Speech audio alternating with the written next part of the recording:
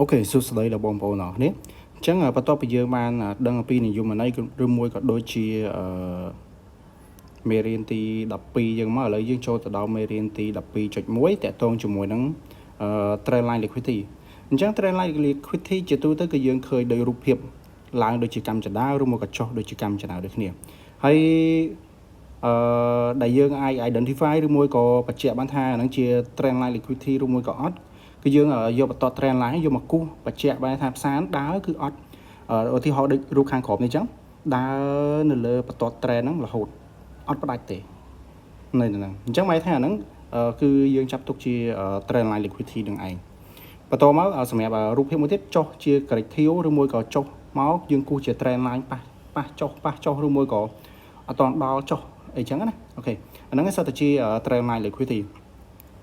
អញ្ចឹងរូបភាពខាងក្រោមនេះដែលខ្ញុំគូសហើយដែលដាក់នៅខាងក្រោមហ្នឹងគឺជារបៀបដែលយើងចូល entry ឬមួយក៏អាចនិយាយថាជា identify ថាtrend line liquidity នៅពេលដែល clear ហើយយើងចូលទៅយើងចូលentry នៅកន្លែងណាហើយក៏ដូចជារបៀបយើងចូលបែបម៉េចអញ្ចឹងនេះគ្រាន់តែជារូបភាពទី1ទេវាអាចនឹងមានរូបភាពផ្សេងទៀតដែលផ្សារបាន create ឡើងឬមួយក៏ដូចជាផ្សារហ្នឹងបាយ trend ហ្នឹងហើយគឺចុះយកមកក៏មានដែរអញ្ចឹងអូខេអញ្ចឹងសម្រាប់ដូចជាក់ស្ដែងខ្ញុំគូសនេះអញ្ចឹងផ្សារហ្នឹងគឺឡើងជា corrective yes ឡើងជុំឡើងប៉ះជាមួយនឹង OB ផ្សារត្រប់ចូលមកខាងក្រោមត្រប់ចូលមកហើយសំខាន់គឺដាច់ជាមួយនឹងswing នៅ low នៅខាងក្រោមតនេះដែល create ក្រោយគេអញ្ចឹងបានដាច់ជាមួយនឹង swing low ហ្នឹងបង្កើតជា market structure shift អញ្ចឹងដល់ពេលដែលផ្សារប៉ះ OB ខាងលើរួចផ្សារត្រប់ចូលមកខាងក្រោមអញ្ចឹងជាទូទៅនៅពេលដែល volume ផ្សារដើរខ្លាំង yes sorry យកដាក់នេះហ្មងអូខេដាក់ទៅនេះមក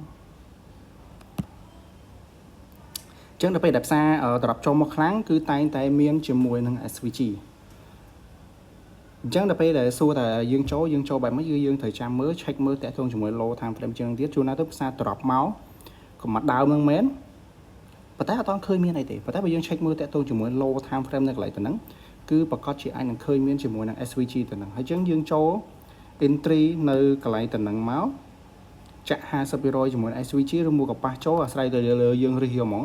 អញ្ចឹងកន្លែងទៅហ្នឹងគឺយើងត្រូវដាក់ SL ផុតលើតិចមក ATP របស់យើងគឺយើងដាក់ក្រោម low នេះហ្មងបានហើយក្រោម low ដល់ពេលដែលផ្សារនេះ create ហ្នឹង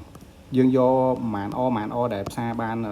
create ហ្នឹងហើយអញ្ចឹងទៅយើងយកតាមប៉ុណ្្នឹងទៅបានហើយឬមួយក៏យើងអាចឃើញមាន swing low មួយណាទៀតដែលជា draw liquidity ផ្សេងដែលផ្សារហ្នឹងអាចនឹងចុះរីយកដល់ក៏យើងអាចដាក់ទៅតាមហ្នឹងដែរប៉ុន្តែ take risk ខ្លួនឯង yes អញ្ចឹងតើតើជាមួយនឹង trend line liquidity ងាយស្រួលយល់ហើយក៏ដូចជាយើងអាចនឹង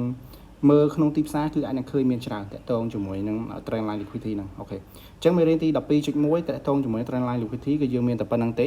ហើយយើងនឹងចូលទៅមេរៀនបន្ទាប់ទៀត